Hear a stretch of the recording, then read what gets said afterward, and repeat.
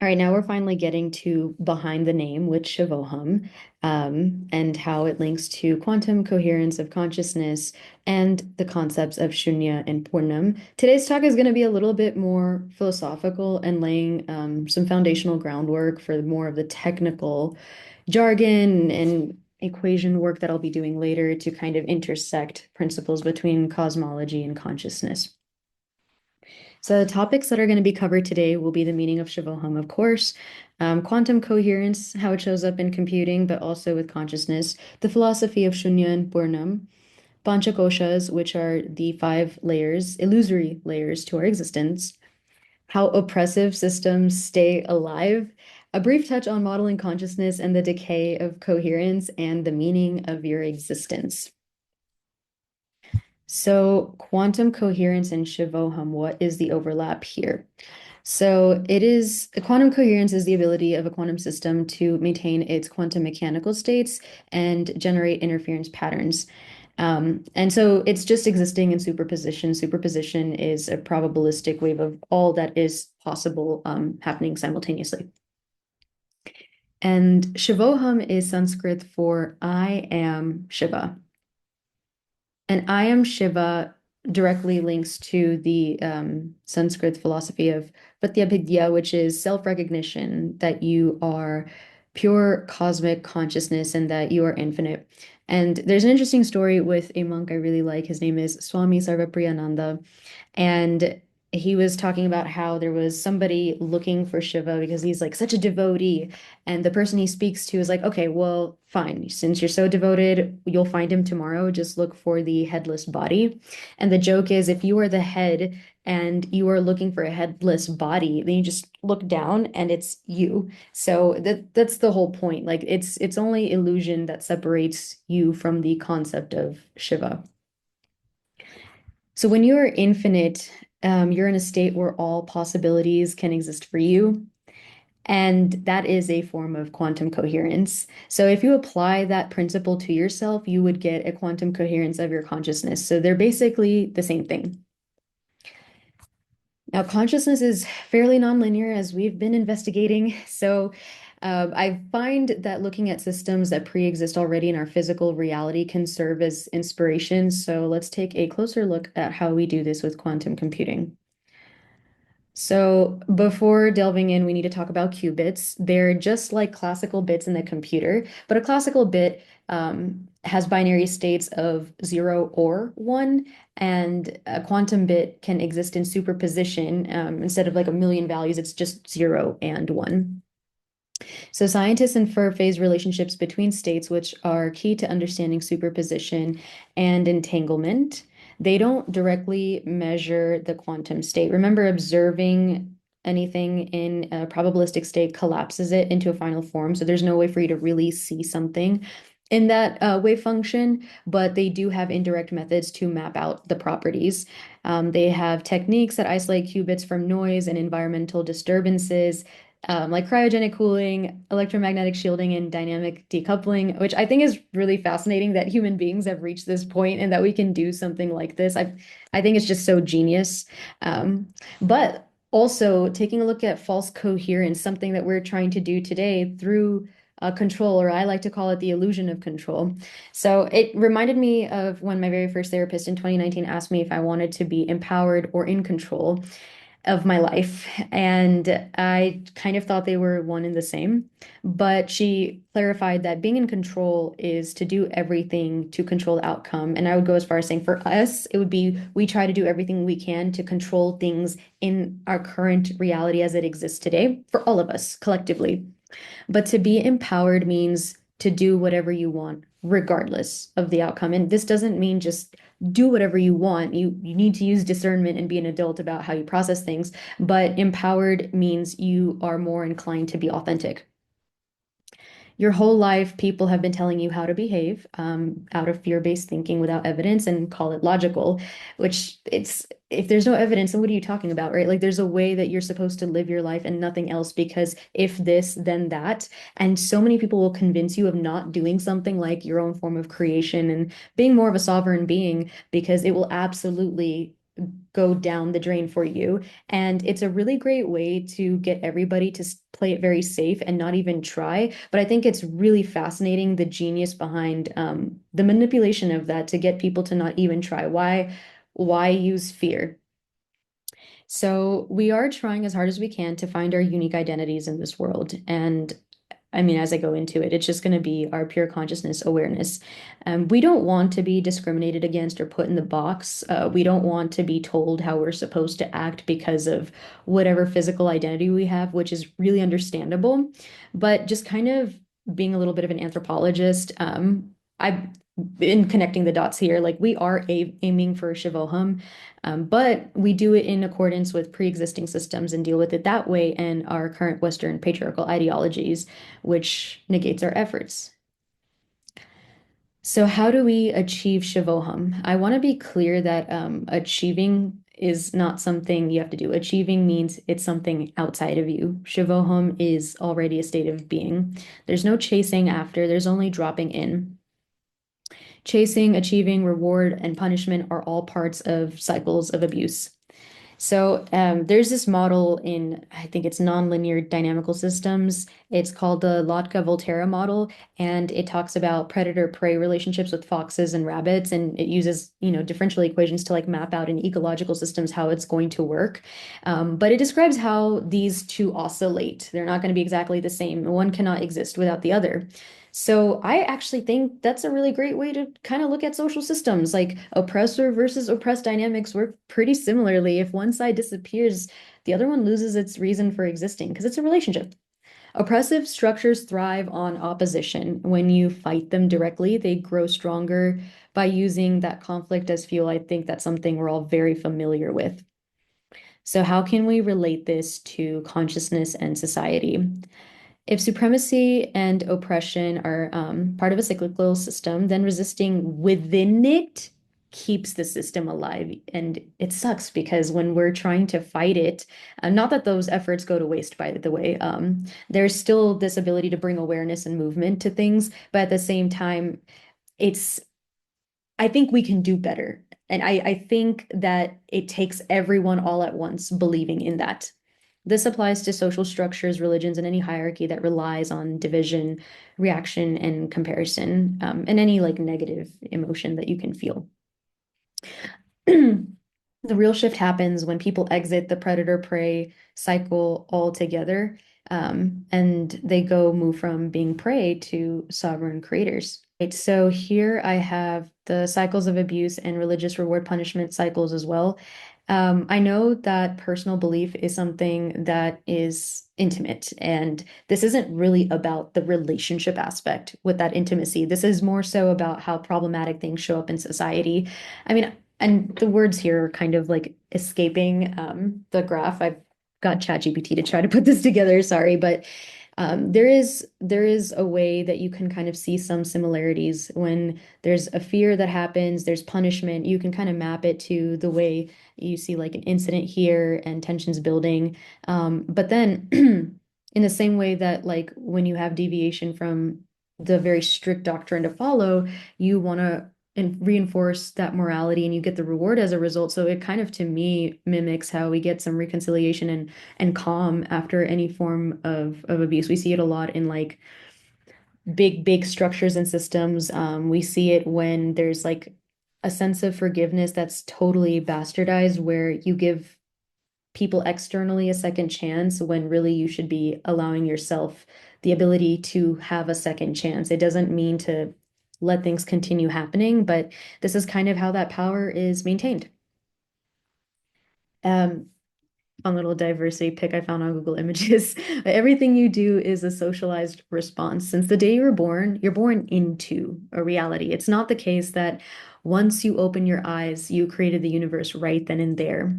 So everything that you've been shown from birth up until now, everything you're taught has been manipulated by manipulated by services and elements out there to help you uphold structures in place out of fear-based thinking. Because everyone who's talking to you, like your parents and your friends and peers and teachers, they're all people who have kind of lived in this system. And if they haven't necessarily pushed out themselves, they're going to continue reinforcing it. And yeah, there's so much conviction on how everything will go wrong all the time, and no one's ever been there, but yet they hold a conviction as if they have been there. The brutal honesty is stand alone, just by yourself. You're not going to be more powerful than pre-existing systems if you fight it directly, meaning like name calling and all of that, because people do like to keep an eye, I would say. If you really want darkness and systems that contribute to the entropy of consciousness to die, you must outcreate it, not fight it. By fighting, considering the fact that you're born into a reality, you will have to, unfortunately, play by the rules of this system. And it's been well set up for a long time to where everybody believes in it and everyone sticks to it. And even if people exit it, it's still not enough for people because the fear is just that strong in our society, in our world. So I've brought up the Panchakosha's model before, and just to kind of recap, and you can see the English translation here, but I just want to point out how all the layers end in Maya, and Maya is Sanskrit for illusion. So even when you are at the bliss body, it's like spiritual bliss. I would actually say Annamaya is, if you stay there in your own sense of self and you only work on the Annamaya, your physical layer, the one you most identify with, you would be at some level having a blissful ignorance, but at Anandamaya, you would have blissful awareness, but you would still be saying, I am happy. And as soon as you say I, you differentiate from yourself and that which is not yourself. So actually, the truest essence of you would be like one layer deeper, and it would be your self-illuminating sense of consciousness. But let's start talking about how we can, it's just observation, right? Like, let's just get into it. So, at the physical layer, your eyes, the things that you consume, anna means food, the way you look, the way you speak, all of that is capitalized on for division. I have a couple examples here of like body image insecurities, weaponization of identity politics, how leaders can kind of get you feeling very gung-ho about something just because they promise to care or not to care for you. And like they kind of distract you from the class consciousness issue by keeping people kind of fighting in between themselves. So Annamaya, or sorry, Pranamaya is your life force sheath. And when we're working with prana, a lot of it is breath work. And so I find that a lot of issues in our climate, a lot of the air that we breathe, being in a box all day in our apartments or in, a home, or like with pollution in the air, it really just kind of lowers our ability to feel clean in that region of our existence. And then when we go to Manomaya, the mental sheath, like your thoughts, how can we get that? Right? So social media, of course, like there's just it's such a perfect way to control what you think is going on in the world because the loudest voices are going to be the most pronounced, but they will likely have more extreme viewpoints. And even if we all logically know this, if enough people see it and react to it as if it perpetuates that cycle, it encourages division. And when we're, feeling these problems, then we're selling solutions. And with a lot of therapy, I've done therapy myself. I think it's fantastic. But I find that I called it topical consciousness work. I love that phrase because a lot of our psychology classes, even in college, like I remember people making fun of it because it's just memorizing things on Quizlet flashcards. And I can see that perspective. But when you really go deep enough into ego, id, consciousness, qualia, all of the stuff that is well documented in a lot of Eastern philosophy, you will start hitting knowledge that goes beyond just rote memorization. You will be having deeper conversations that start including like cosmology and consciousness. So it's extremely reductive the way we look at it today. It's an incomplete model, and then we wonder why we're still having problems because we're not, getting deeper. If you guys have watched my video about where I feel reality-based disorders are rooted, you'll know that the Vinyaya Maya is where the ego starts beginning to dissolve. And the way that we can disempower people at this layer is is when you do have reality-based disorders, any place you're studying with reality and ego struggling with it, you can be called crazy. And with the amount of generations and years put into disempowering us, it makes sense that the solution has to be something very potent that comes in an external form. And it makes us feel discouraged from approaching things holistically because holistic things take quite a bit of time. So I do think a hybrid approach really is important. And self-harm hotlines, like I've been a part of those and gone to the help centers myself when I was really struggling. But I find that they also just kind of suffocate instead of listen. They're not really getting to the root of things. It just kind of feels like they're checking a box, making sure they asked all the right questions. There's just not a lot of help out here, you know?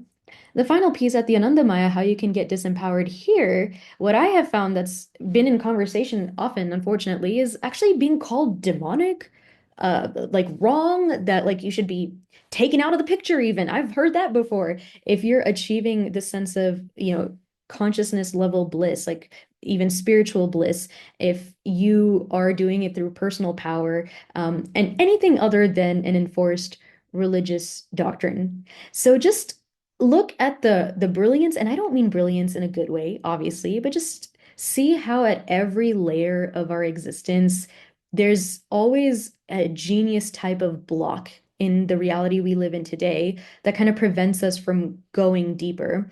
And getting deeper is not really linear. It's actually an exponential function. So you have to actively fight super hard to get out of this sort of thinking. And I want to link this to the concept of spanda and a huge misconception around the divine feminine. So, briefly recapping, spanda is Sanskrit for the universal pulsation, ranging as large as the cosmic microwave background radiation, all the way down to like your heartbeat, even quantum fluctuations. Now, we've talked plenty about the Shiv and Shakti layers of the universe. They're one and the same. They're two sides of the same coin. They just have their own behaviors. But the Shakti is very expressive, intuitive. It's a fluid, energetic force of the cosmos. This is also known as the divine feminine. I want to be very clear on the definition here. What the divine feminine is a dynamic force that collapses potential into form. So it's akin to a wave function collapse with the movement going on, like pulling away from superposition into finalized form. The divine feminine is not reinforcing conservative human-made gender roles. It really bothers me that that's the way it's being represented in society. So I am going to demonstrate how it was intended to be seen. We'll take a look at how Spanda and the divine feminine works together the right way. So here I just have like a simple sine wave, and I want to point out the interplay. Like I said, Shiv and Shakti both need each other. So in Spanda, Shiv represents the crest and the trough of a wave, and Shakti represents the inflection point, that fluidity, that movement. So when you're at the trough, that can kind of represent superposition and like that quantum possibility state.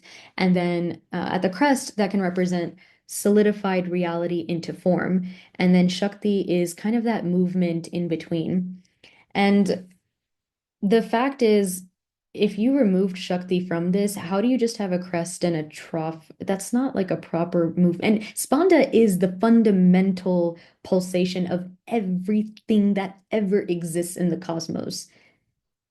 And we are being denied the very knowledge, pure knowledge that can help us have change over time. Anytime something vibrates, like in thermodynamics, that's the whole idea, right? Like there's entropy that exists because it's change over time, leading more to chaos. But the key word I want to talk about is transformation and change.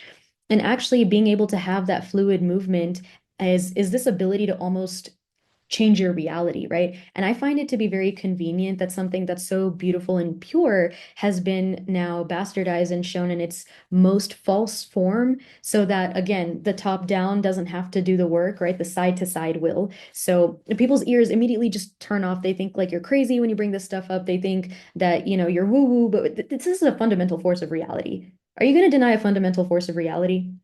Like, for example, how I'm explaining content to people requires me to look at, I guess people would consider traditionally masculine, it's ridiculous, but like using STEM concepts, right? But what you guys don't realize that I'm doing is I'm actually providing you a lot of Shakti energy to move from if I, work with the trough here of like, oh, why is this going on? I don't understand something, but I'm, not going to really question it. Well, here I kind of come in to sort of like move and explain things so that people can have an opportunity to feel their own version of liberation and how that works for them. Interestingly enough, my last name means mentor or teacher. And my first name is Shivani, so it's just the Shakti embodiment of cosmic consciousness. And so I think it is fun and fascinating because the intimacy and sensuality is so important to understanding that what, how, and the why. If someone just gives you the end result of something, you go from 0 to 100, you're not going to feel comfortable with that and you're not going to believe it. But with intimacy and sensuality, you develop and foster a connection, and that information is there to stay. Now, in our life, there's so many places we've been sort of robbed of this, right? Especially with patriarchal systems, because we think of emotions, intuition, imagination as something that's very immature and corny. Yet energy cannot be created or destroyed, just transferred. And I feel like it contributes a lot to some of the mental health problems we come across today. And especially what happens is you can commodify intimacy, right? There's ways, I'm sure you're aware, I don't, you can read in between the lines, but you can sell intimacy and sensuality. Think about what the first word is that comes to your mind when that topic comes up and why. And it's just so awful because then when everything is hypersexualized, it enables you, sorry, it actually disempowers you from doing your best work. Now, if you were to kind of reclaim that power, regardless of how you identify, if you were able to have intimacy and sensuality more in your life with whatever activities you're involved in, whatever things you're learning, then you wouldn't see it as something outside of you. You would see it as a normal internal experience. More than that, you would see that as a part of genuine reality. It's not some made up, I mean, the way it can show up in social media is one manifestation of that. It's great. People like to be expressive, but just remember, it is not reinforcing human-made gender roles. That's just not the nature of anything that's divine. Why would anything divine have any care about what arbitrary rules silly humans make up? With this information together, the question is not how can we achieve Shivoham, but how can we remember Shivoham? It's really a coming back to self. So let's talk about subject object separation illusion, because it is an illusion. In Tantra, the subject, that's you, and the object, what you observe, are considered one and the same. For this particular situation, this makes sense. Your consciousness is being projected into your physical reality. If you watch my vibrational density 3D lag video, I go really deep into how our 3D reality likely lags. The more dense a system is, the more well put together it is, and the lighter a system is, the more quickly it'll reflect your state more instantly. So whatever you see, feel, and believe manifests from your psyche into different external personalities and systems, etc. Now we're going to go into talking about Shunya and Purnam. So Shunya first is the deity Shiva as the void. And Shiva has many forms. And remember, it's all a metaphor for astrophysical, quantum physical phenomena. So Shunya would be Shiva represented as the void, emptiness or zero representing the state of nothingness or the absence of inherent existence. It's often used to describe the fundamental nature of reality. So there's a 0 point field in quantum reality where there's minor fluctuations. So in a quantum vacuum, if that exists and shunya means absolute stillness and emptiness, then shunya is the state that exists before all of that. And Purnam is the same Shiva, but in his infinite realities. And his as a pronoun is just a kind of it's Masculine here is energetic. It's not a gender role. But just for the purpose of putting a sentence together, don't take that so seriously. But it's Shiva in his infinite realities, fully realized form as the cosmos, representing all differentiation and manifestation. In its unmanifest form, it holds all potentialities, the wave function form, and its manifest form, it contains every realized possibility across infinite timelines. And Shunya and Purnam are essentially two sides of the same coin of reality. So let's take a look at how they interact. If you want to know Purnam, you need to enter Shunya. So let's go back here, right? I was talking about Shiva and his infinite realities, all differentiation and manifestation, but also all potentialities, the wave function form. It's also known as Purnam is just known as infinity, fullness. If you want to know your fullness, if you want to know Shivoham, if you want that self-recognition, and if it's the case that Purnam is just the other side of the coin of Shunya, then in order to know true Purnam, you must enter Shunya. We're going to apply the subject-object principle to this. Just a little mental exercise I came up with. Okay, I have this candle here, and I was thinking about this little candle, right? Like this is 100% totally a candle. It's like literally from Trader Joe's. It's not anything else. It's not 80% candle and 20% coconut. That would be insane. What does that mean? It's 100% a candle. So when we're talking about things, it is always 100% that thing. This iPhone is 100% an iPhone. This is 100% a water bottle, like, and nothing else. So we'll talk about what it means to be 100% you. And you know, it's a complex thing, but we'll simplify it. As multidimensional beings, we have a multiplicity of consciousness housed within us, along with our experiences and memories, everything that we find to make our personality. Again, in the last talk I mentioned, like personality is a form of differentiated knowledge. It's still not the infinite in the fullness, and a lot of it is dictated by the media you consume, what your friends say in conversation, your upbringing, how teachers talk to you or talk down to you, however which way. So, since there's multidimensionality within us, it's a tough problem. We can simplify it, maybe make ourselves a little qubit, I don't know. But we can reduce the multidimensionality of us being a thing into a binary experience of where the thing of what it means to be like me, Shivani, is subject and my experience object. So subject and object put together, subject plus object must equal 1 or equal 100%.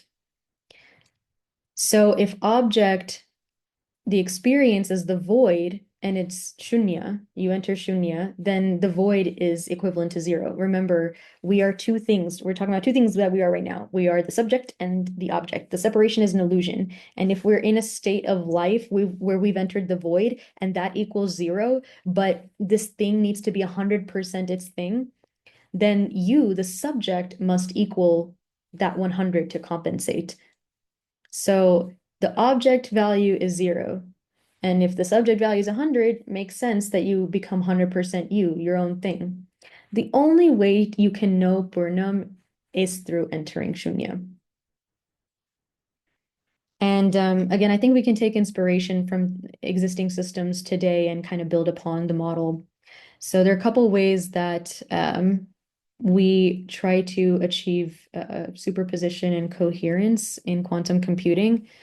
So we can maybe apply that to our consciousness. Environmental freezing. So in quantum physics, cooling systems go to near absolute 0, and it's trying to reduce environmental vibrations as much as possible, meaning reaching as close to absolute stillness as you can. In a consciousness sense, this is like practicing physical and mental stillness, where all distractions are removed environmentally. Vacuum chambers, you remove unwanted particles or fields, and it's kind of like creating a boundary between your inner self and external influences. I have toxic relationships on here, but it could even be regular relationships. It's extremely important. This is why I guess we hear so many stories of ascetics and monks kind of like going away into the jungle, which I know is not something affordable to not even me to do.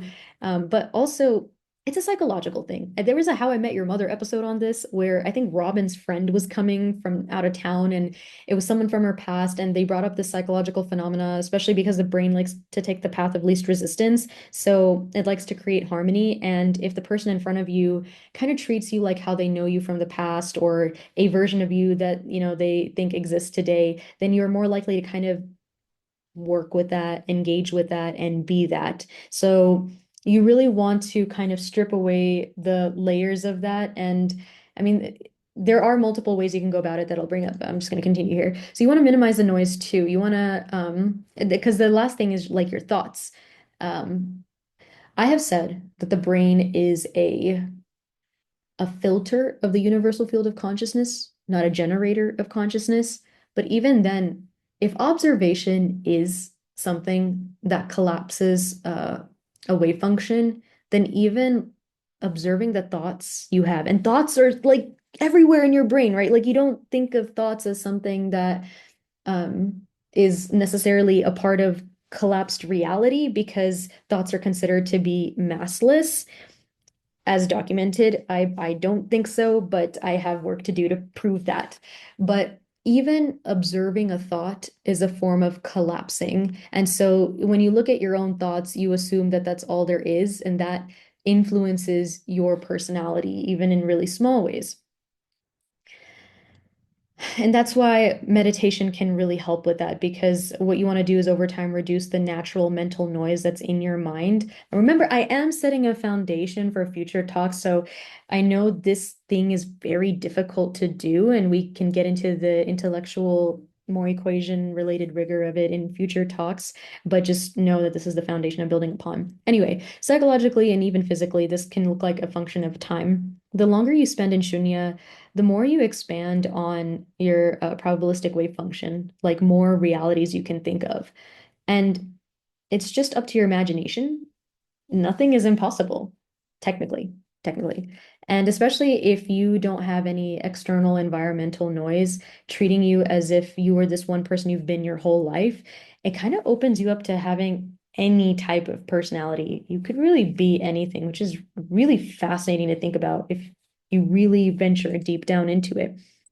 Um, so the benefit of this as well is like the longer you are able to do it, whatever you're able to do, you will see a wider variety of realities to choose from. And you're going to have the ability to let your imagination run as wild as it can, even beyond your imagination. So you can find your Purnam in this way outside of the realities that exist today. And people would call it delusion, but I don't know. You got to ask yourself, what's the line between delusion and reality? It's like what's considered pragmatic is not something I think a lot of us want to be a part of anyways.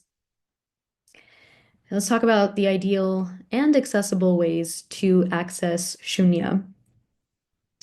So you must remove all layers of illusion to get to your core central truth about being pure, conscious, self-illuminating awareness. And I don't know where people are tuning in from, if it's around the world, but at least in America, one thing I've noticed is the archetype of the straight white male is brought up so often. Even if it's brought up in a negative way, guys, you're still reinforcing a type of supremacy. Anything you give energy to, you're feeding it. And so I really am like moving myself away from those types of conversations, because at least I'll speak for myself. I don't think Actually, I know that the best I can be treated is beyond what human-made structures are, whatever supremacy is in the generation of right now, as in realities as we know it. Because when you keep trying to fight in between these realities and find a sense of meaning and go in between reward and punishment cycles, a true cosmic intelligence in its infinite field is multidimensional in nature, in just matter we can perceive, dark matter, in entropy, in unity. So all of it is part of the cosmos. Denying any of it is not reality. And so when we talk about what is good or what is bad, this again is where non-dualism is not for the weak. It's very difficult for me as well to put my ego to the side. It's definitely crushing to get into these concepts. But it's also why it no longer makes sense to do relativistic comparison of my identity to what is pre-existing today, because I have started noticing how it puts me in a disempowered state. Like, just because I'm not this one particular archetype, I'm not going to get great things in life. Or if I do get great things in life, then I'm mimicking this archetype. No, I'm just being fully me. I don't want to be put in a box. And in a lot of ways, I think anything that limits you, I would say, is fairly conservative in nature. And it's really important to remove all of these layers of illusion because it keeps us really in a dysregulated state in our nervous system.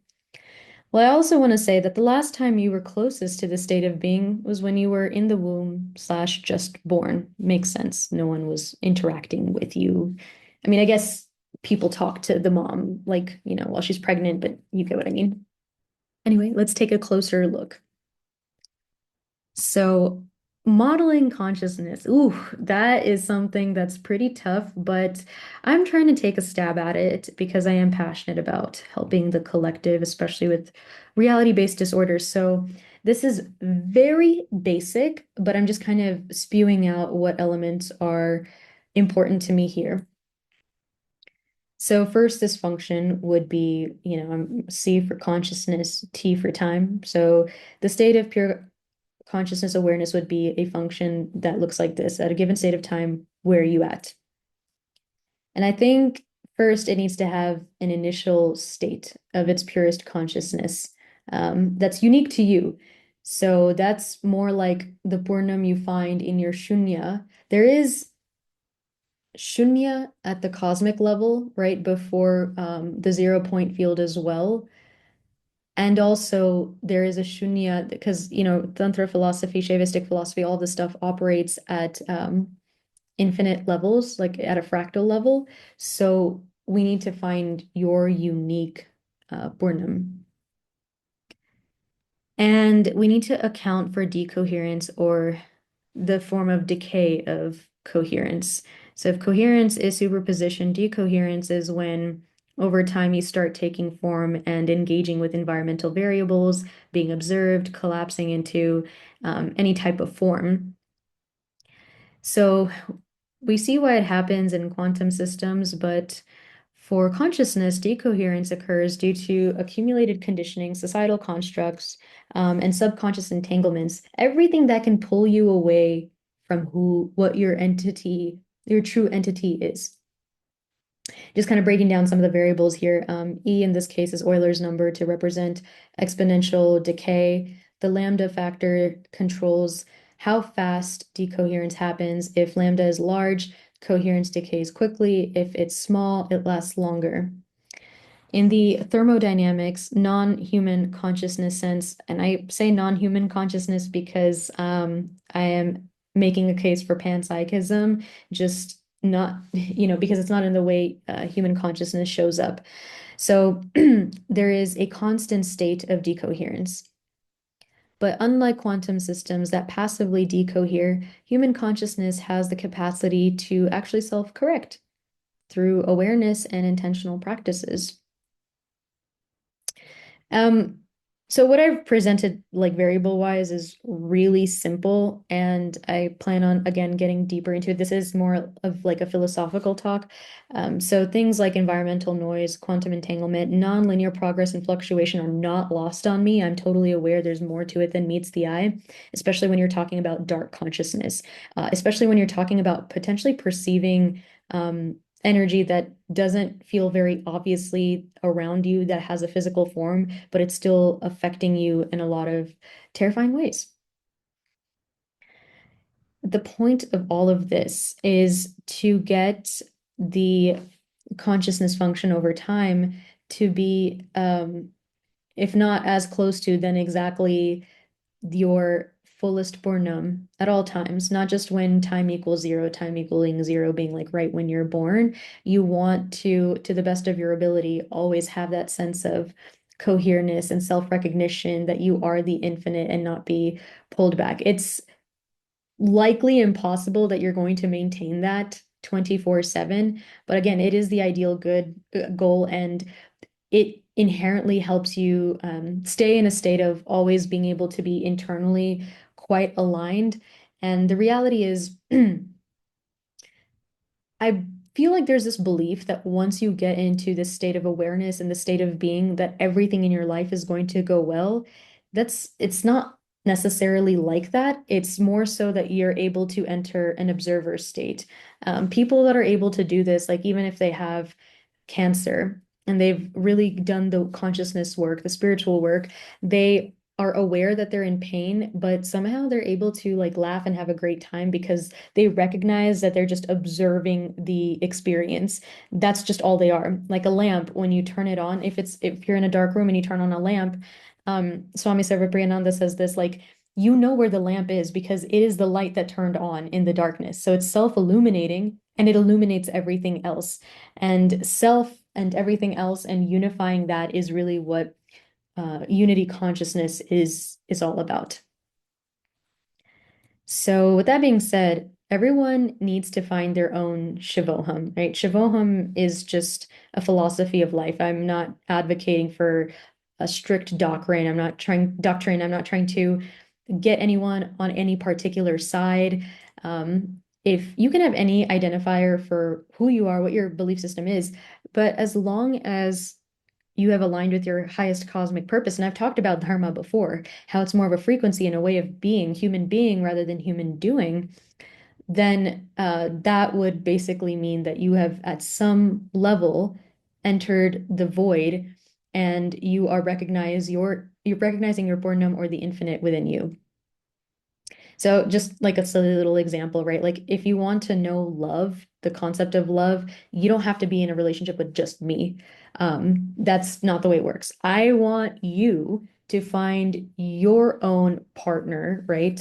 Because this is just a very reductive example, but like in this metaphorical sense, find your romantic partner to know what love is like for you. So I have my own idea of how Shivoham shows up for me, my quantum coherence of consciousness. And also that's something that evolves over time. The thing about Dharma, the thing about Shivoham is that it's a vibrational state of inner alignment, and it is likely going to evolve as it should.